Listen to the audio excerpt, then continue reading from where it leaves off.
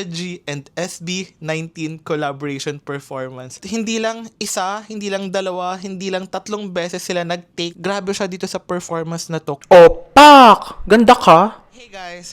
So, if popstars man kayo or 18, ito yung mga trivia na mabibigay ko sa inyo about this ASAP performance of Sarah Geronimo and SB19 for Umaaligid collaboration. Like, grabe, because it's my first time to see and watch SB19 perform, and it's my first time also to see Sarah Geronimo after a long time, like I think 2-3 years. So my mind was really blown by this performance. Like, grabe, like, I'm so very lucky and thankful and super grateful na mabigyan ng opportunity na to, ng chance to be an ASAP audience because it's my first time to be an audience. And ito pa yung mapapanood ko, a Sarah G and SB19 collaboration performance.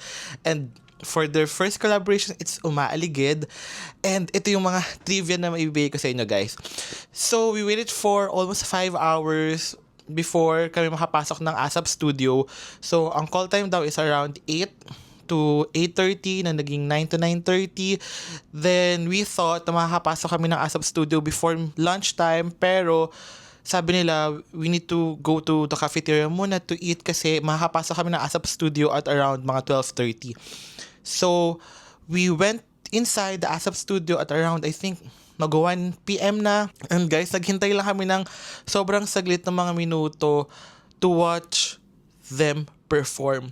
And ang nakakatuwa kasi doon, sobrang sulit niya.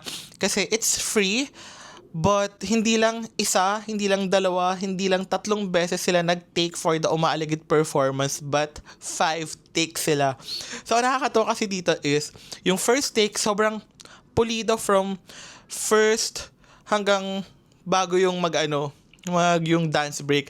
Ito pala guys, before that, grabe kasi nga it's my first time to see SB19 in person, and before this day, sobrang ko na sila, parang ando na yung pagkakilig ko sa kanila, most especially kay Justin, kasi super crush ko si Justin, siya yung bias ko. Kasi yung tita ko, she's really a fan of SB19, and sana nga, naisama ko siya kasi sayang lang may workshop because nangyari tong taping on a Monday. So, nakakalungkot. Tapos lagi kami nakisenda ng mga videos, sa mga clips, sa mga updates about SB19. And, alam mo yung heart ko, parang ando na siya, ando na yung pagka-love ko sa SB19. Pero, I cannot say na super or I'm a fan, ganon. But fina-follow ko na yung mga nila, yung mga ganaps nila, yung mga clips nila, pinapot yung mga performances nila, ganyan. So, nung naka-line up na sila, then, yung sa performance kasi, yung parang may spotlight. Tapos, the first time na nakita ko sila in person, tapos nakatutok yung spotlight, tapos tumututok yung spotlight kay Justin. Grabe yung kilig ko, grabe yung excitement ko, hindi ko siya mapigilan. Sobrang, like, Justin, andyan na siya, like, what the fudge? But, ang nakakatawa kasi doon, grabe silang 5, like, hindi ako makapaniwala na nung nakita ko silang 5, hindi lang ako kay Justin na-amaze. Yung charisma kasi, ang lakas pala ng charisma na like Sarah G, kaya pala sobra yung collaboration na to kasi over sa charisma, sa galing, sa performance level, sa pagiging total performer, ganun yung naramdaman ko, kaya naman sobrang laki ko talaga na mapanood tong ASAP performance taping na to.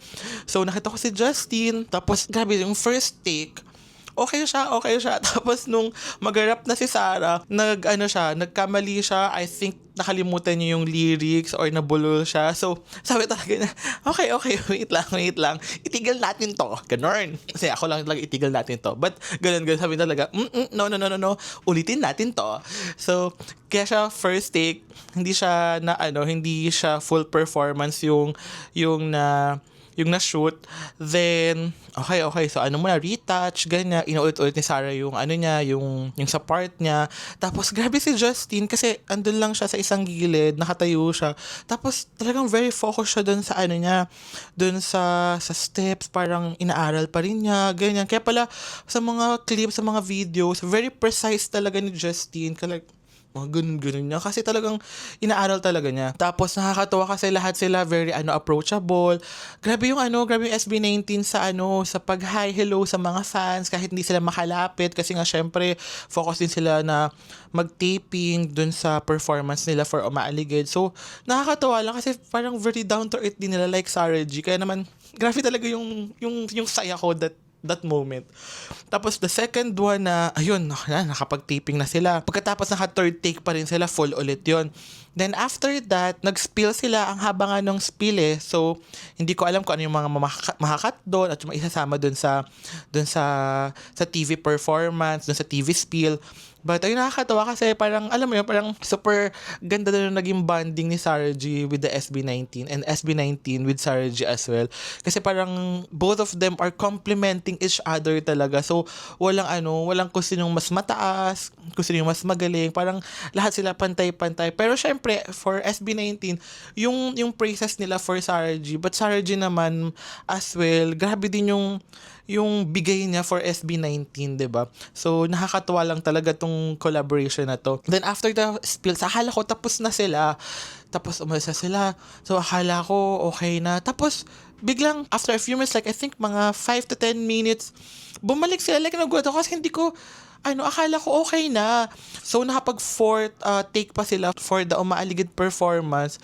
So, grabe, diba? Sobrang sulit nito. Then, kasi nakapag fifth take pa, kasi ni-request ni Sarah na ulitin yung sa first part lang na yung nasa likod si Justine, tapos nag-shake si Sarah dun, tapos hawak ni Justine yung isang balikat ni Sarah. So, pinaulit ni Sarah yun. So, nakapag-tape sila nung fifth hanggang almost dun sa middle nung performance or nung kanta. Then, ang nakakatawa doon, kasi grabe, Sarah G, even though she's 37, even though she's more than 22 years in the business, she's still on top of her game. Like, no one else comes close to her pa din for being the total performer. And for SB19, grabe, like, si Justine, grabe siya, sobrang cute niya, gwapo, ang ganda ng mukha niya, ang tangkad pala talaga na in person. Tapos, grabe lang yung stage presence niya na parang hinahatak na ako, ganun.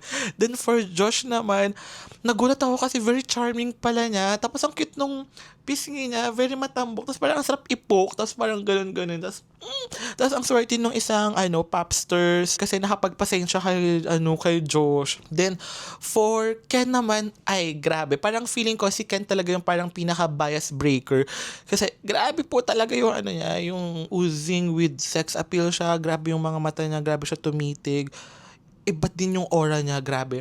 Then for Stel, grabe, I love Stel as well. Kasi si Stel parang kahit wala siyang gawin, kahit tumingin lang sa'yo, ngumiti lang siya sa'yo, very light ng aura niya. Parang sobrang masiyahin lang siya. Tapos parang ikaw, looking at him, parang saya ng buhay, ganun. Then for Pablo, kay Pablo talaga ako sobrang nagulat kasi grabe siya dito sa performance na to compared dun sa Acer na napanood ko sa mga clips, sa mga video, sa mga fancam. Kasi grabe siya dito, talagang naghalimaw po yung Pablo.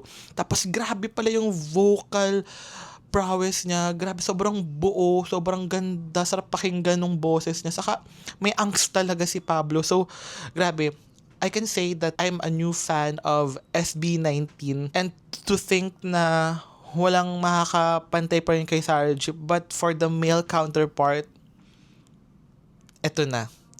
SB19 is Sarah G. Sarah G is SB19 for being a total performer here in the Philippines na hindi natin ikakahiya na i-offer worldwide. So, that's it, guys. So, to all of the popsters, sa 18s, this is for you, our trivia for the Umaaligid performance in ASAP of Sarah G and SB19. So, yeah, lahat tayo kiligin sa kanilang collaboration. So, yay! Till next time, much love, your Queen Simon.